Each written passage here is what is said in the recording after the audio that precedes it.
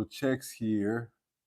Yeah, I think everything is well lit up. Everything's looking like it's working. How is everybody doing out there? Make an adjustment to my light. Yeah, that's much better. Let's do that. Yes, looking lovely. All right. On a chilly evening here in Amsterdam, got my collar up, keeping my neck warm. It is going to snow later on this evening, they're saying, or at least early this morning coming up here. Looking forward to that. It's always fun walking the dogs in the snow. How is everybody doing out there? Before we get started, I always like to start off by saying thank you so much for taking the time to show up and watch these podcasts that I do here on the Upstairs to the Right music channel. We do this twice a week. This one is called the Wednesday Night Hump. We do it again on Sunday at Mike's, of course, with the title being Sunday. You can guess what day that is. Same time, same bat channel, 11 p.m. Central European time. So I do would like so much to invite you to tune in. I'm going to say hello to Mr. Muter today. Hey, Hans, how you doing? Hope you're having a lovely day. And the CD still hasn't arrived. All right. I will check the labeling on that tomorrow. Because when you send it through the post, they give you a little identifier number with it that you can check and track and see where it's at.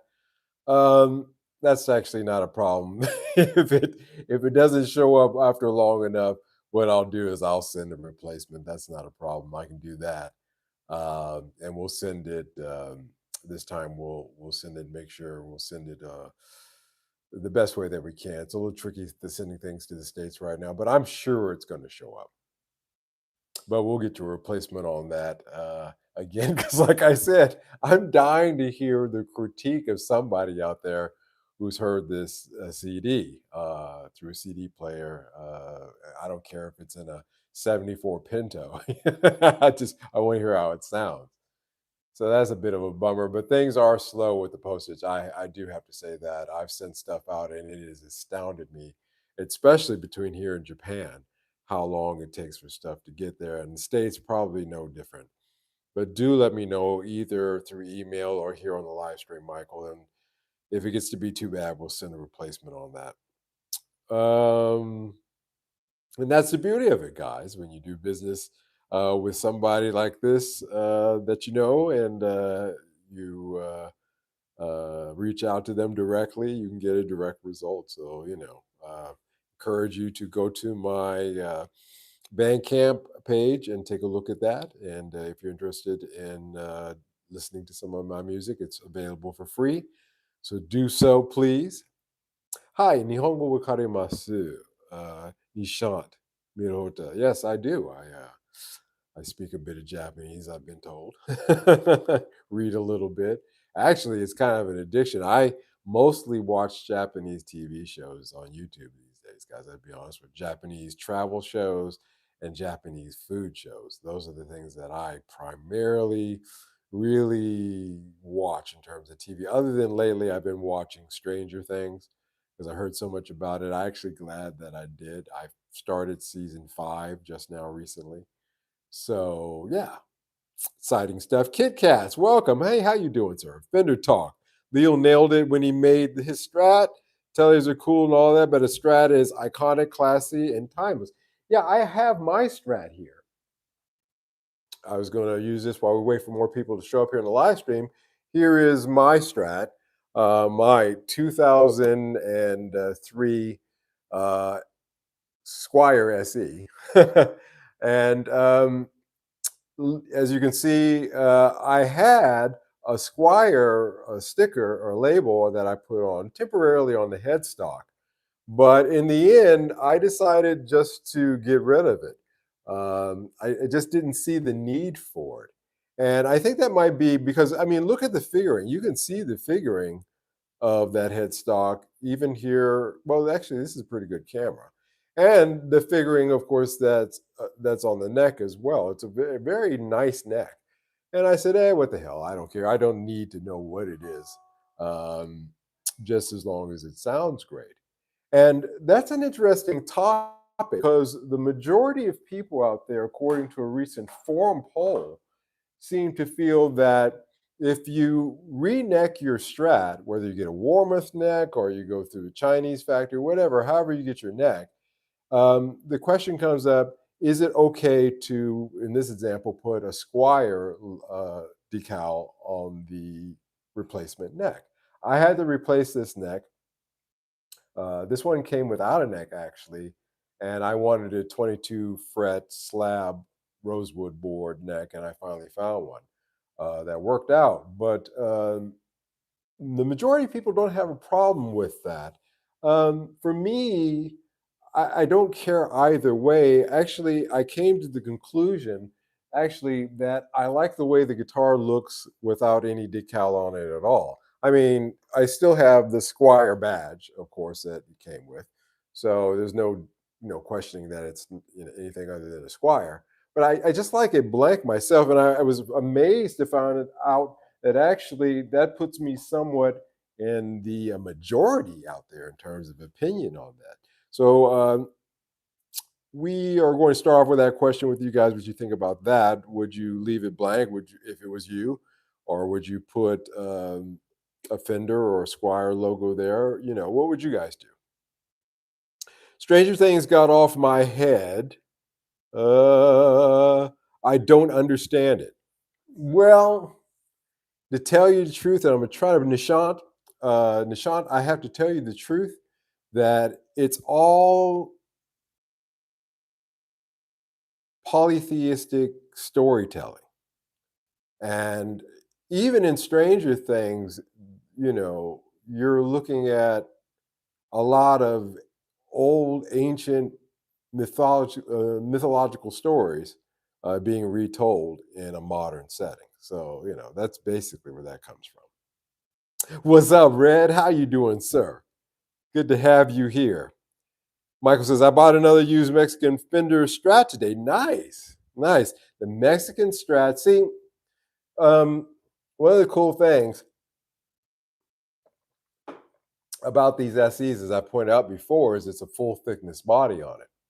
And you can drop Mexican Strat parts into this guitar and they fit no problem. As a matter of fact, um, the tailpiece on this is from a Mexican Strat, and so are the tuners, as I seem to recall. And it's a great mod guitar, and Mexican Strats. You can do the same thing. You can take Fender parts and put it in those, and it's amazing. A couple of years ago, the older Mexican Strats, they were practically giving those away. Now they're starting to creep up there.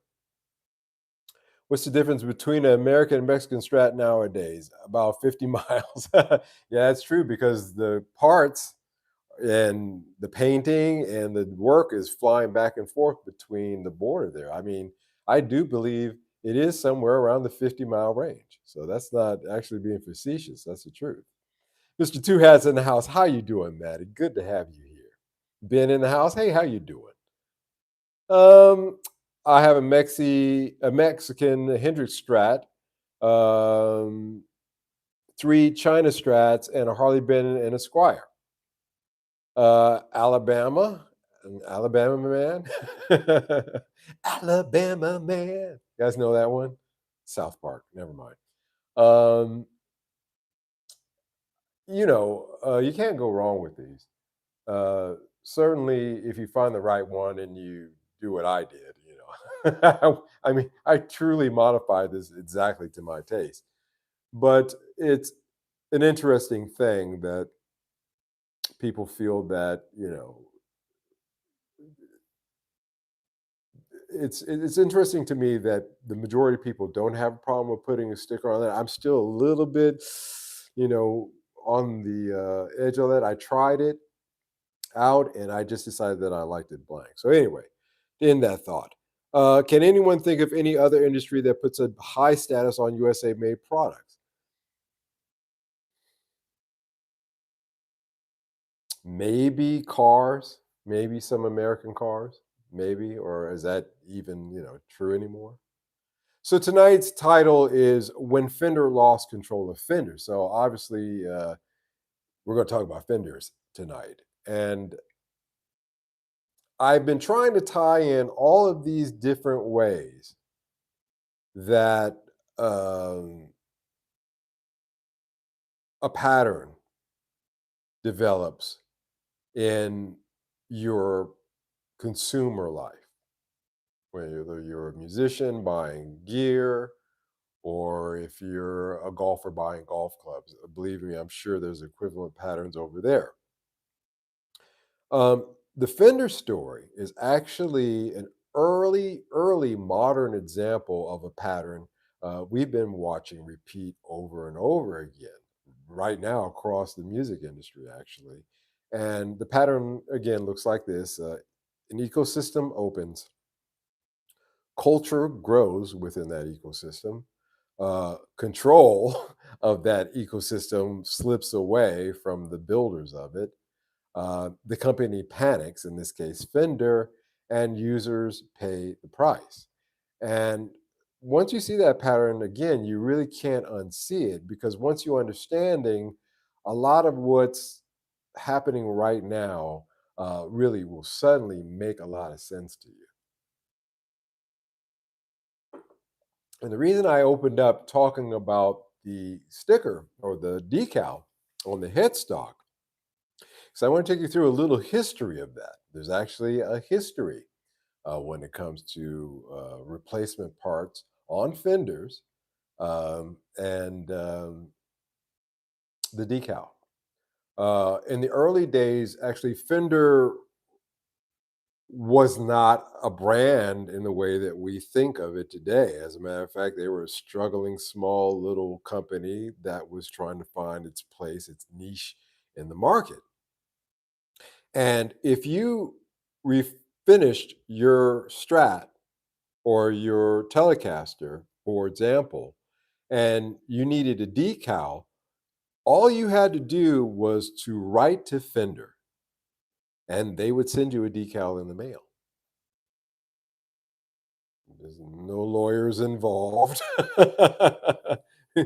no verification as to whether or not you actually own said Fender to put said decal on, and no fear. And why? Again, it really comes down to the fact that the company was small. The cultural was actually very local to Southern California. It was Southern California musicians, a lot of country guys that was coming in from Arizona and Texas that really put Leo Fender's company on the map. And control of that culture wasn't under threat. As a matter of fact, it wasn't much of a culture at that point to worry about control. And Fender didn't own guitar culture yet. In that sense, they were really helping to create it at that time. That's a big difference, you know.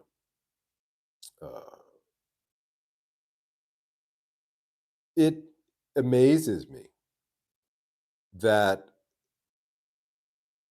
you had none of the issues with guitars back in the early days. And I would say up until maybe the mid 70s. A guitar was a guitar was a guitar. There was no vintage market.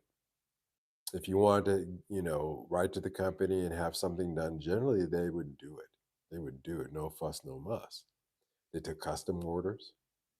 There was no custom shop. They took a custom order and they ran it through the rest of the regular line. And they charged you maybe a small premium, but still, it wasn't a thing. And by the late 70s and 80s, players wanted more than just stock guitars, as it turns out. And they wanted different necks, they wanted different bodies, and they wanted, I guess that all basically sums up to wanting a different feel and sound. And so what happened? The aftermarket popped up. The Seymour Duncans, the DiMargios, the third party guys who were making necks and replacement parts popped up. So this aftermarket from the mid to late 70s up through the 80s came about because of in that culture. And these are real musicians, but depending upon their individual needs for that strat, for example, uh, they wanted to indulge in that with a free conversation with the company that produced that guitar. It was still, again, no different than writing them and saying, "Hey, could you send me a decal? Hey, can you do a custom this? Hey," and they would generally do it. That changed once that culture of aftermarket parts began to develop. Why? I guess Bueller. Why? Because, of course, money got involved in it. Money got involved in it. It became a lucrative market. You guys know, just as another small digression in terms of history, did you know that the HH configuration on Stratocasters, there used to be, at least in my mind, a thought that that configuration existed around 95, 96, 97 when it first really came out, but that's not true at all. There has been HH configured Strats from the late 70s. Hiram Bullock had a HH Strat, actually a HSH Strat. And this is 78, 77, 78, 79. And that story is relevant because, again, that was not a standard Strat. That was something that Hiram put together in the aftermarket. A lot of these guitars, were heavy modders, especially the 60s and 70s guitars. They were modders. Jimmy Page famously shaving down his 58 or 50, 58 neck on his Les Paul because it was just too thick. He made it super, super thin. And if anybody else did that, that would, basically demonstrably reduce the price of said guitar. But since it was Jimmy Page, hey, it's a different story. And because there was money involved, Fender made a critical decision. We're going to start licensing parts, we're going to take royalties, and we're going to allow others to build around our designs. And this is the moment that the guitar really became a platform, not a product, but a platform. And this is the first step in every modern tech story. Basically, an open ecosystem, and then rapid cultural growth. Follow me?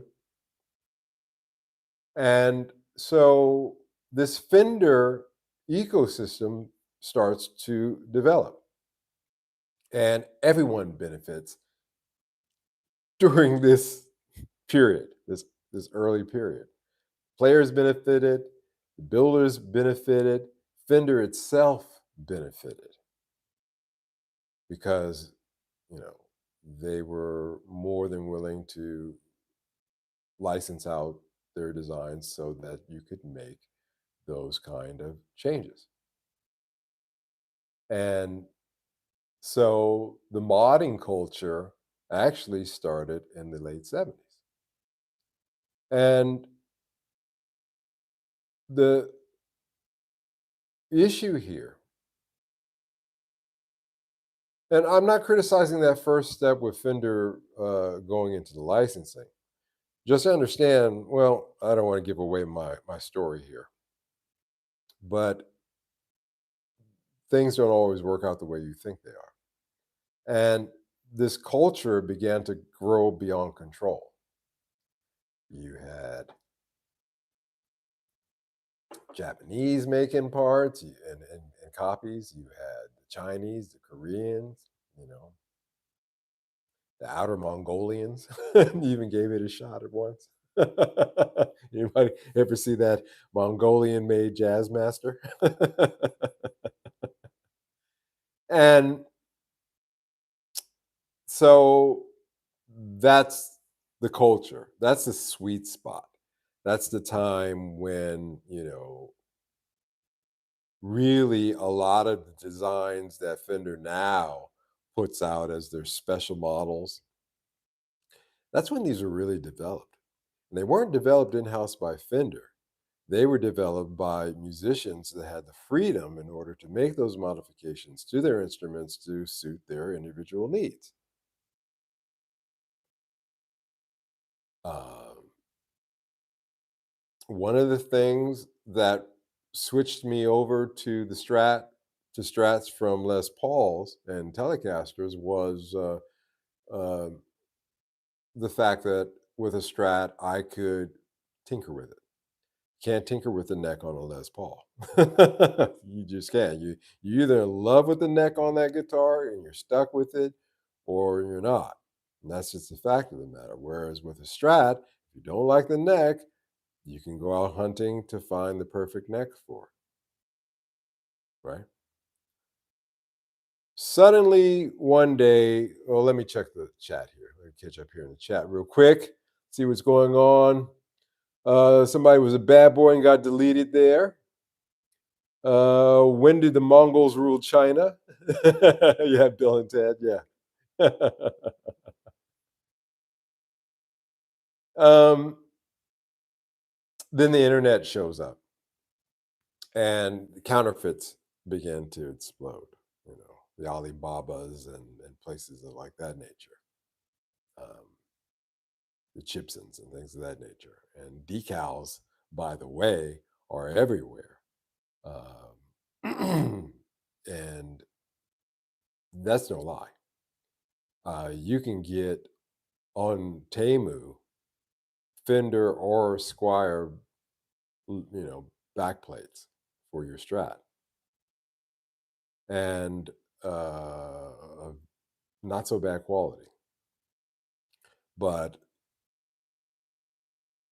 information started to spread everywhere very quickly, and building guitars also at the same time became more accessible because of that. Because again, it fed itself. The culture fed itself as more musicians started um, building guitars and modding guitars, more parts became available. The price came down because there was more availability out in the market, and the accessibility of a musician in order to do these kind of modifications increased, and it grew from there.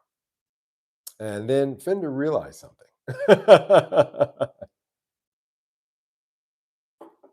This was a turning point. This is where things started to go south. It's when we lost the sweet spot because Fender realized that you can't put this genie back in the bottle. You can't, put the horse back in the barn. And their designs were everywhere, on the four corners of the globe. And when the internet hit, it was even more disseminated out there. So the knowledge of how to build these was everywhere. You have those little, you know, small, hot in the summer, freezing in the winter Chinese sweatshops producing strats. It's not that simplistic. They have to have some CNC machines, obviously, for us, but you understand. And the culture no longer needed Fender's permission as to whether or not they were going to use these parts. And then it became an issue. It suddenly became an issue whether or not you could put that Fender decal on that refinished neck. Because was it, maybe that's the birth of that, and a lot of other things as well. This is the exact moment that Fender stopped asking, "How do we support this?" Okay,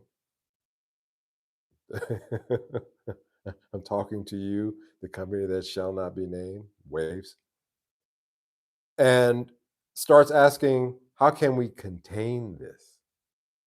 How can we contain this? The flip on the dime thinking that Fender did. And they did it, indeed. And that type of shift generally never ends well for anybody. Again, guys who are making the parts, the consumers that are modding their guitars, and Fender itself. You ever hear that term of shooting yourself in the foot? So Fender decided to try to roll things back. So let's roll this one back a little bit. Maybe we don't want to give them, like the Gungans, these contracts, right? So they start reviewing these contracts that they made with these manufacturers, and they find this little line in those contracts that says in a perpetuity in perpetuity gosh, in perpetuality. Oh gosh, that is such a tongue twister word for me. Always has been. Anyway, and that means forever. That basically means forever. And those initial agreements when they were in their how can we support this phase came back and bit them in the ass because they could not be undone. They could not be undone. And that door, by the way, at this point had been open for decades, at least since the mid to late 70s. And that's the moment that Fender really learned the hard truth that you can't retroactively control an ecosystem that you yourself allowed to grow. You either support it and say, hey, let it be, let it be, let it be, or you try to do what they did and rein it in. And so fear actually takes over. Fear is a very interesting thing in a corporation. As an individual, we know individual fear, we know community fear, Godzilla's coming. But corporate fear is an interesting thing. Benny says, hey guys, I just arrived, so I don't know what you've been up to. I hope you've behaved well. We ain't misbehaving. We're doing all right. Good to have you here, sir. Welcome, welcome, welcome to the live stream. Good to have you, man. Better late than never is my motto. Corporate fear is a very interesting thing, the way it expresses itself, um, the way it comes across. And generally speaking, um, that's when they start doing really stupid things. it's, that's when things get really not so great because they begin to crack down. So we stall all we know we've covered the lawsuits. Um, and of course, this extends out to other companies as well with their lawsuits.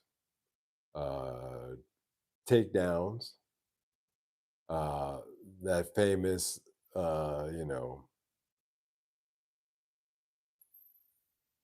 video that Mark did, Agnassi did, play original or whatever.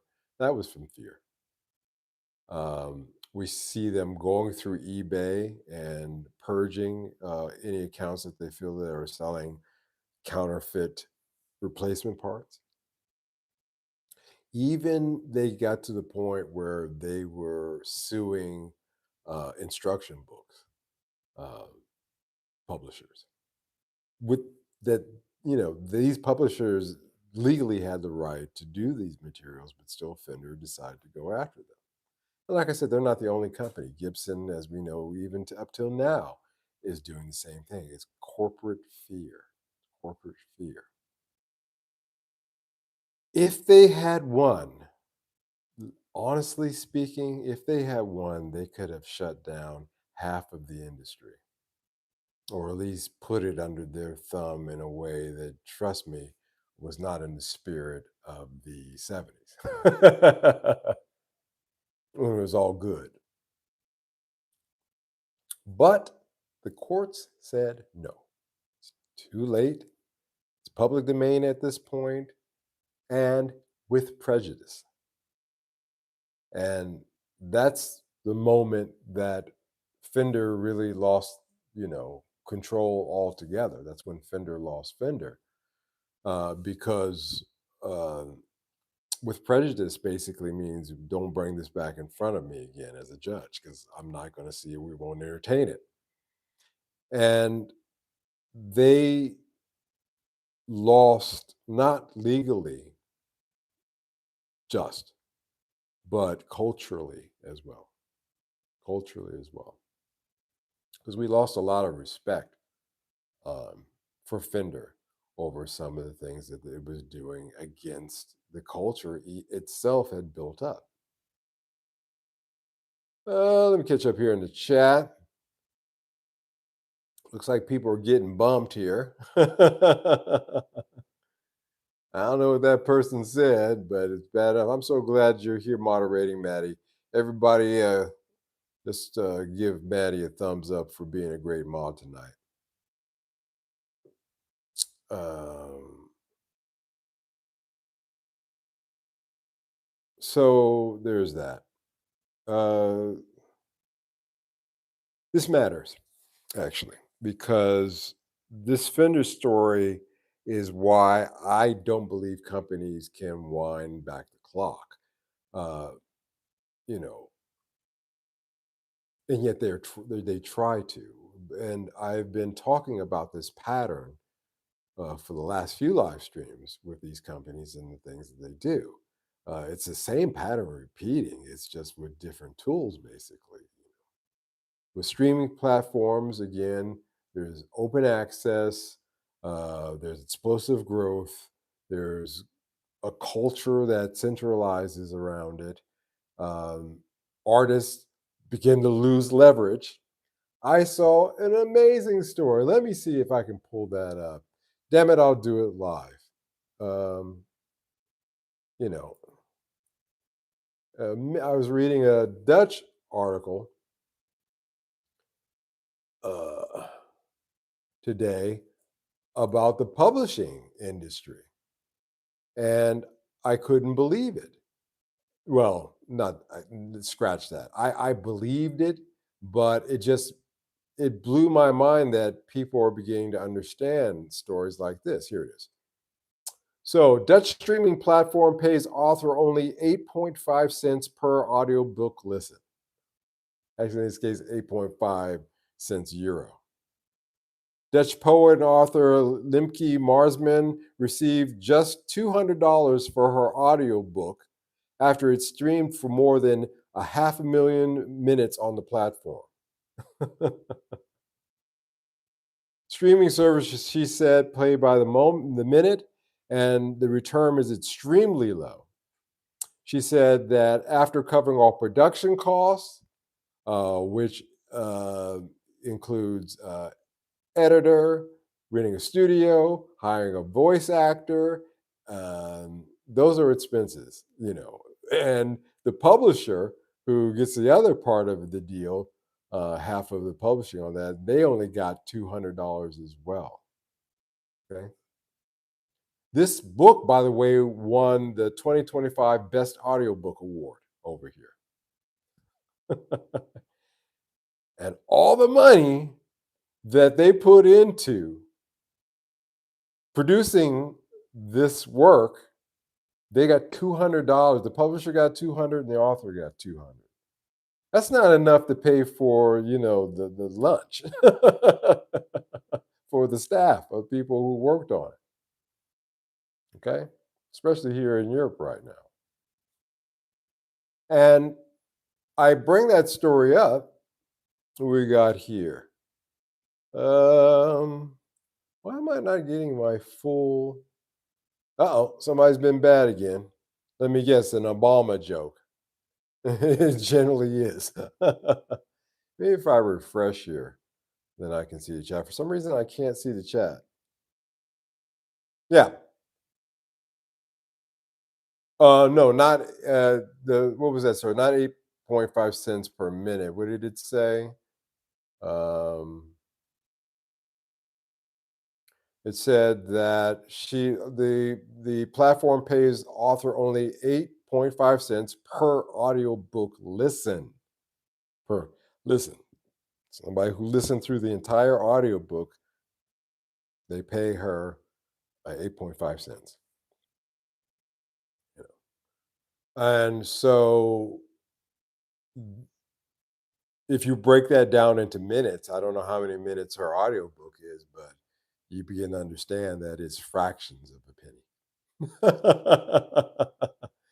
And again, open access audiobooks explodes. Uh, Culture centralizes around it. We all listen to audiobooks. The artists begin to lose leverage.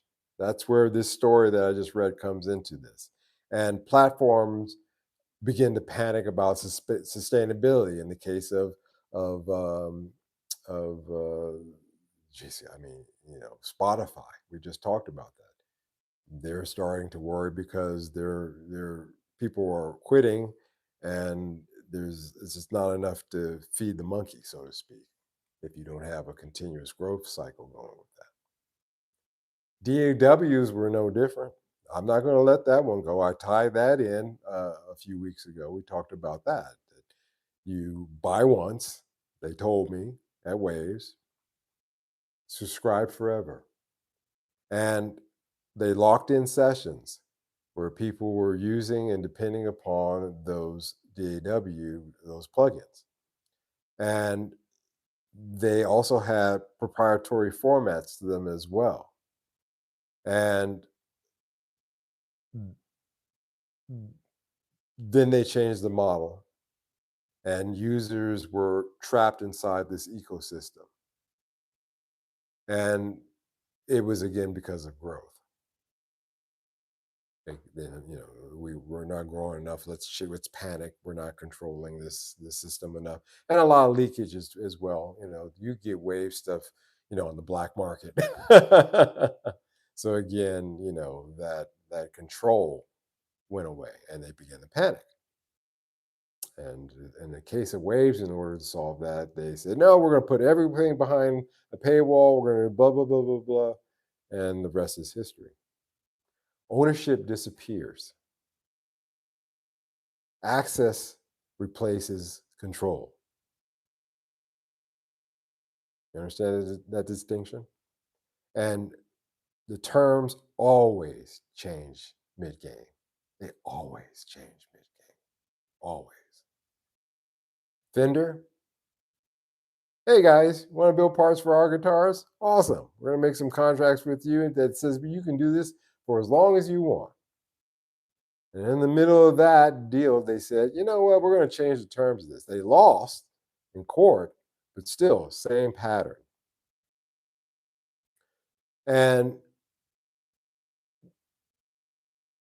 we saw this with gear pricing and tariffs. We even talked about this with global supply chains, thinning down the margins. Believe me, I know all about that. Sudden shocks when it came to shipping. It was just too wild. I didn't know how much it was going to cost for me. One week it's $600, the next week it's $1,200. I can't work with that. And musicians, in the end, really actually being expected to absorb the cost of this. Different industries. All of these are different industries. I've tied all these together in the last few live streams. These are all different industries, but it's the same cycle. And again, as I started out this podcast by stating, once you see it, you'll always recognize it for what it is. It's a trap. It is a stone cold trap. Some of them are successful, some of them aren't. They've gotten the game sophisticated. Believe me, a lot of people learn from Fender. So they pretend to encourage a growth of an ecosystem, but they will, pull down the iron curtain when they're good and ready. Open ecosystem, culture grows, control is lost, company panics, users pay the price. Exactly like Fender. Same thing. Same thing. You know. Again, if I keep showing you all the different ways that this trap, exists in the great screwing, the great universal screwing of all of us, and how it works. If you recognize it, a little inoculation keeps you from the main disease. So a little inoculation in these things, and I think that I've made a very good argument here as to how this system works and how it eventually works against you. This company fear, this corporate fear, they could have partnered. So, okay, we got these contracts, but let's write a new one where we have a partnership. They could have done that, but nah, they didn't want to do that.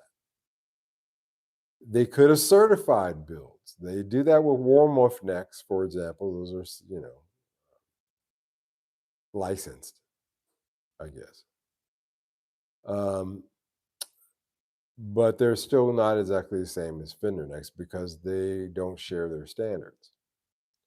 And they could have all benefited in a shared upside, both the consumer, the producer of the alternative parts in Fender.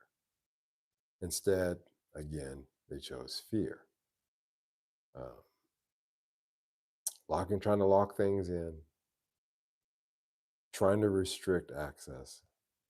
Strict access, that's a big one. That restriction of access. Higher costs, and really less innovation.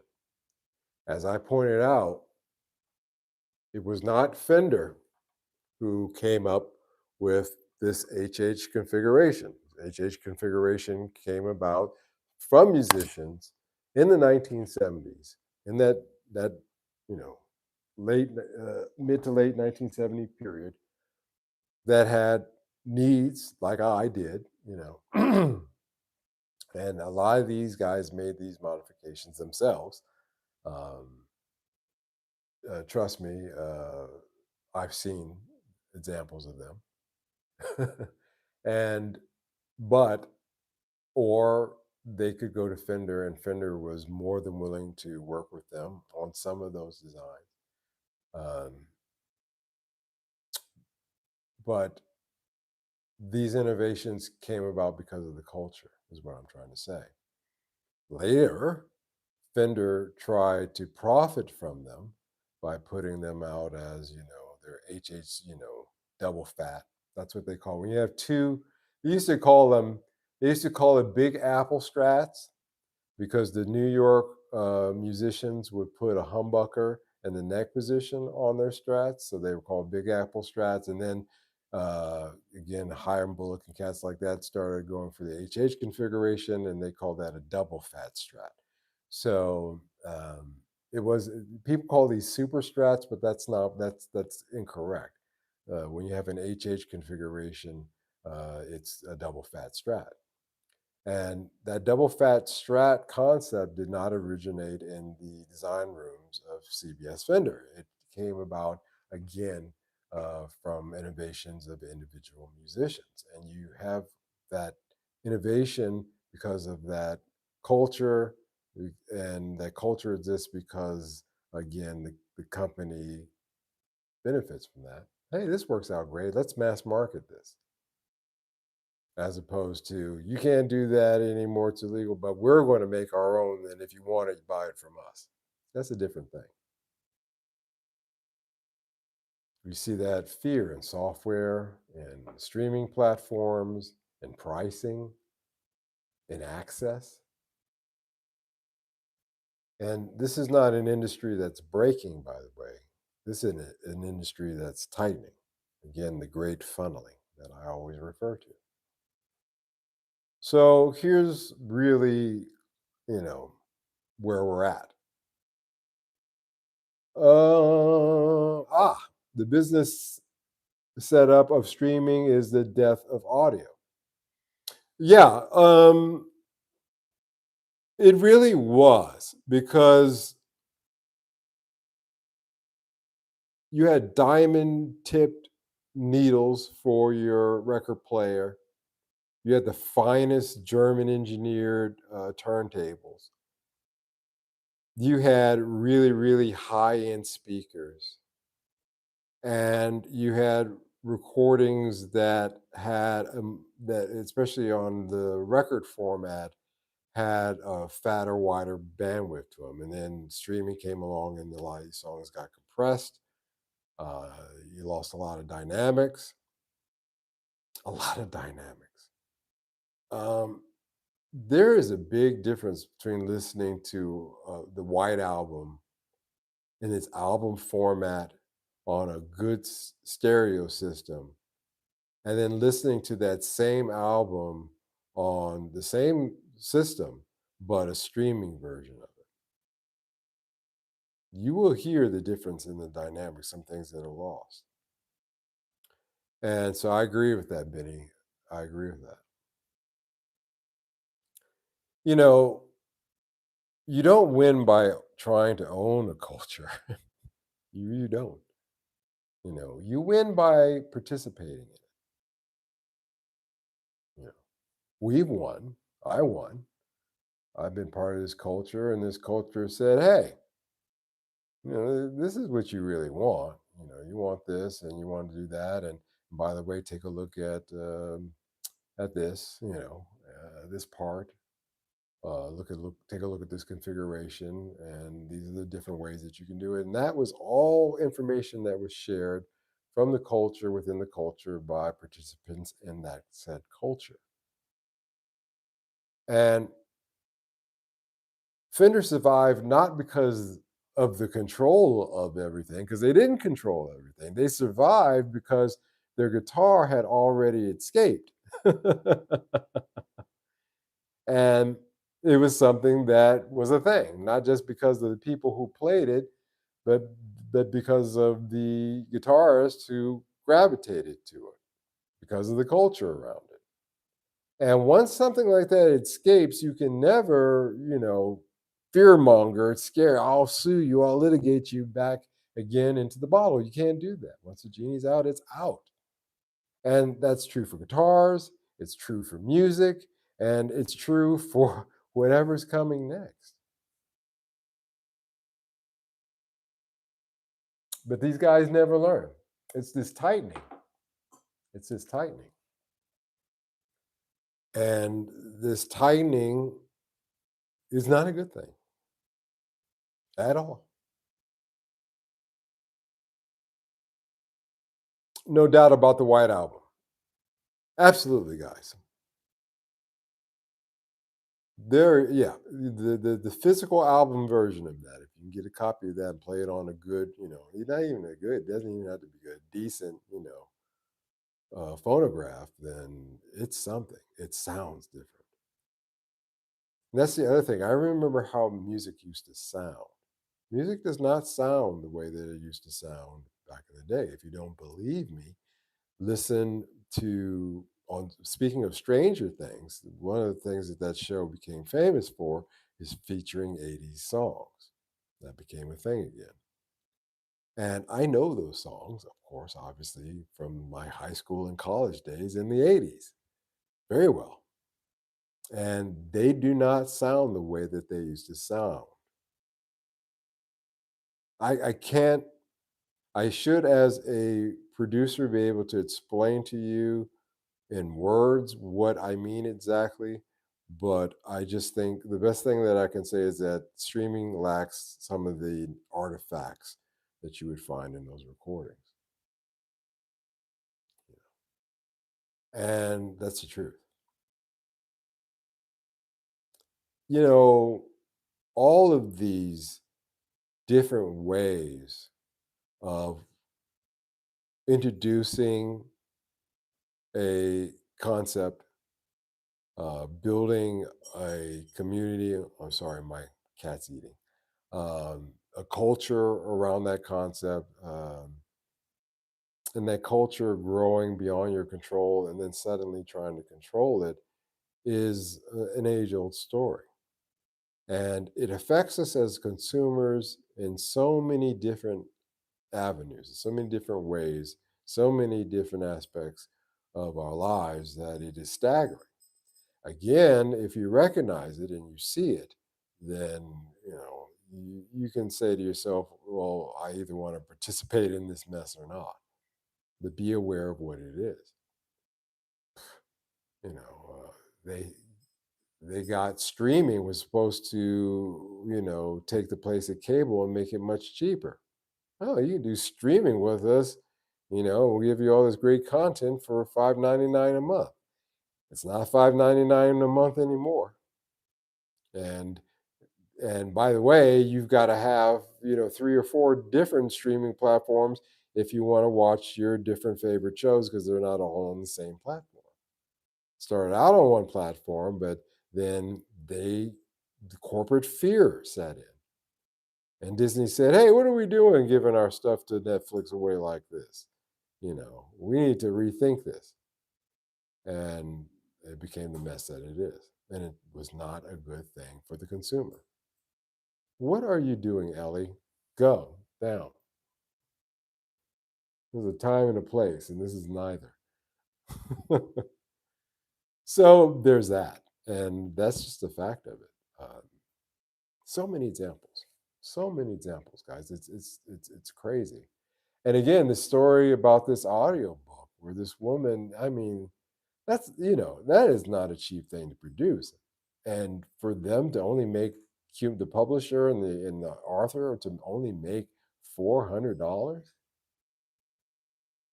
If you were the voice actor on that and you were getting paid in residuals, it's going to be, a dollar hamburger night for you. Maybe not even that, depending upon what your percentage is. That's just terrible. But again, now that that's reaching out to other industries, people are beginning to understand how the artist has lost their leverage. And when the artists lose their leverage, anything goes, as the old song, says. And we are certainly seeing examples of that without any question. Um, so Fender kind of lost control of Fender there, you know, and as a result of that, we still benefit. Yeah, there's a lot of stigmas to it. Putting a decal on your headstock if it's a refinished neck or not. But all of that didn't exist before. All of those stigmas really were the result of Fender trying to control the system. So if you're, if you're against, I'm not again, for me, I like the way it looks empty, blank. But if somebody wanted to put a Squire sticker, or if they had an equivalent situation going, um, I wouldn't be against that for the statement where you're going against Fender's, copyright, because that's a weak argument if you know the history of Fender and how they used to friggin' give you one if you mailed into them, and they didn't care. You didn't have to prove. What's the serial number on the back? What store did you buy it from? Send us a copy of the receipt as well. None of that. No, no, no, no, no. And so I won't co-sign on that because I'm not going to defend uh, things that came as a result of Fender's fear, because all you're doing is promoting their fear. So again, a good thing to see that the polls show the majority of people don't care either way, maybe for different reasons than myself, but that's still a good thing because the culture that didn't care and say, "Hey, we're going to do it. We're going to put this. We're going to put new pickups in, and we're going to change the routing, and we're going to do this and that to it." That's the original culture, and anything that's in the spirit of that, I'm with. I'm not talking about counterfeits, you know, Fipsons or Chipsons. I'm talking about, just the spirit of how it used to be. Again, that sweet spot, that late 70s going into the 90s period, 80s, 90s. And I mean audio in the wide sense. Streaming is all about making it as cheap, not as good as possible. Oh yeah, yeah. That again, when the artist loses their leverage, then they're not going to be able to get as much money to produce if they're assigned to a label in a contract to produce a record like they used to. Again, they're not going to give you a $500,000 to produce like Anita Baker's Rapture album. She said, the record company gave me $500,000 to do an album, and that's how much I spent. And that album, Rapture, is one of the most, you know, famous and well recorded albums in history. Sounds like a $500,000 bucks. And these days, you're not going to get anything close to that. Even because the budgets aren't there, because artists don't have the leverage. To your example, Metallica's Black Album has 6 rhythm guitars on CD, but sounds like 2 on MP3. Yeah, that compression, that audio compression, you lose a lot of the dynamics, a lot, a lot, in ways that you're not hearing that. You're not, you know, on YouTube. There's a video of Uncle Jimmy talking about Stairway to Heaven. Just look it up.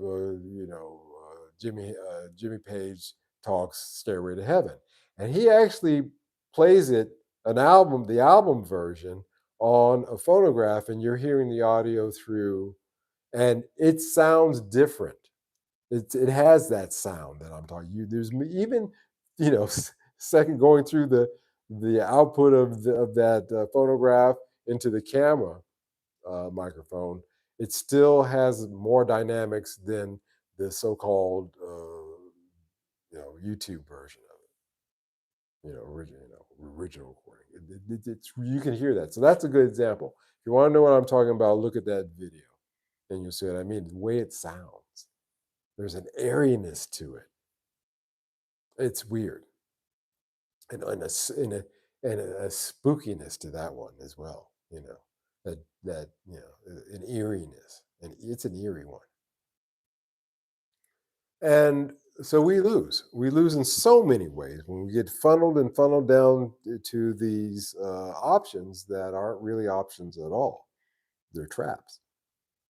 And to be aware of it, again, is to be slightly inoculated from it. I will continue to, as many different ways that fit within the scope of this channel, I will continue to talk about it. Did you guys see my latest video? So I actually shot regular content today, believe it or not. I haven't shot a regular content video in months. It's because I love this new camera. I said, hey, let me see how this camera works, because it's so much easier to set up than my own. My own one, I had to get the tripod out. I had to check the lighting. I had to set up the lighting, because of the aperture of the camera. I think I talked to you guys about that. I had to set the microphone up and all that stuff. And this one, literally set it on its tripod, set it up, point, ready to go. No, and I wasn't crazy about the audio by itself, but actually, in that, when I was trying to do a live stream with it, but for shooting something like that, the internal microphone on that camera is great, good. Even picked up my dogs playing. So if you haven't seen that video, I'm doing a review after owning the Pocket Master for 1 year, giving my thoughts on that. I actually honestly think that. Thank you, Michael, for watching it today. I appreciate it. Love to hear your thoughts, guys, in the comment of that section of that video as well. If you will, if you may, if you please, that helps with the YouTube algorithm when it shows that kind of engagement.